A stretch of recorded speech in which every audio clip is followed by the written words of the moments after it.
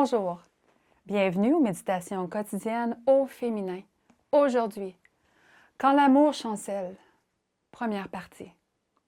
Et en raison des progrès de l'iniquité, l'amour du plus grand nombre se refroidira. Matthieu 24, 12. Il est douloureux de constater aujourd'hui l'accomplissement à la lettre de cette affirmation prophétique. Le mal semble sans cesse dévorer le cœur humain. Bien des gens se rangent du côté du mal et haïssent malheureusement le bien.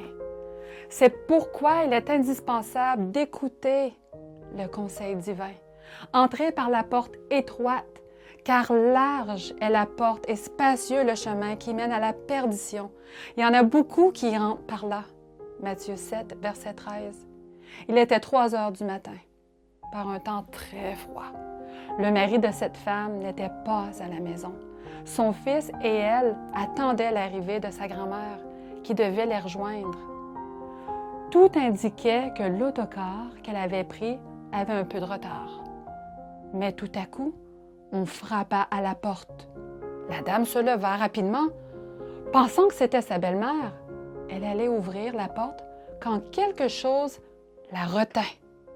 Une voix lui souffla de regarder d'abord par la fenêtre. Ce fut sans doute un ange qui l'avertit, car ce n'était pas sa belle-mère à la porte, mais plutôt un jeune homme, accompagné d'une femme et de 3 enfants, sans souliers, sans manteau. Elle eut du mal à leur adresser la parole, car elle était craintive, et avec raison. Elle était paralysée. Elle finit par leur demander « Que voulez-vous » L'homme lui raconta qu'on les avait volés et qu'ils avaient besoin de nourriture et de chaussures pour les enfants. Les questions se pressèrent alors dans son esprit à une telle vitesse qu'elle ne parvenait pas à y mettre de l'ordre. Elle savait, d'après d'autres expériences qui lui avaient été racontées, qu'il pouvait s'agir d'un médiocre scénario qui pourrait se retourner contre elle et sa famille.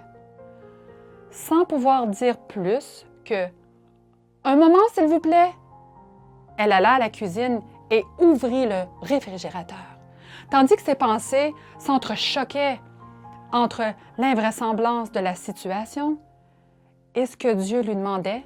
Elle prépara des sandwichs au fromage.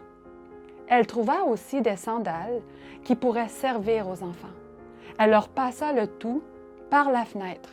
Et lorsqu'ils furent partis, elle se remit au lit, non sans frissonner de peur. Est-ce qu'il t'est arrivé d'avoir fait un choix entre ce que tu crois être juste et ce qui est apparemment ne l'est pas? Dieu ne nous laisse jamais sans réponse à nos questions.